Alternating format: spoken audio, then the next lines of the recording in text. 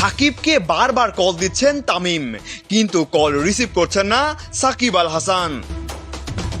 বাংলাদেশ ক্রিকেটে আবারও আলোচনার কেন্দ্রবিন্দুতে উঠে এসেছেন সাকিব আল হাসান। নিউজিল্যান্ড সিরিজ দিয়ে তার দলে ফেরার কথা থাকলেও সাম্প্রতিক পরিস্থিতিতে সেটি এখন অনেকটাই অনিশ্চিত হয়ে পড়েছে। বোর্ডের নতুন দায়িত্ব নেওয়ার পর তামিম ইকবাল নিজেই উদ্যোগ নিয়ে সাকিবের সঙ্গে যোগাযোগের চেষ্টা করেন। উদ্দেশ্য ছিল ভুল বুঝাবুঝি দূর করে তাকে আবারও দলে ফেরানো। তবে সেই ফোন কল নাকি রিসিভই করেননি সাকিব। এর আগের বোর্ডের পক্ষ থেকে সাকিবকে দলে ফেরানোর ইঙ্গিত দেওয়া হলেও বাস্তবে তেমন দৃশ্যমান অগ্রগতি দেখা যায়নি। ফলে পুরো বিষয়টি এখনো অনিশ্চয়তার মধ্যেই আটকে আছে। সাকিবের এই নীরবতা ঘিরে ভক্তদের মাঝে তৈরি হয়েছে নানা জল্পনা কল্পনা।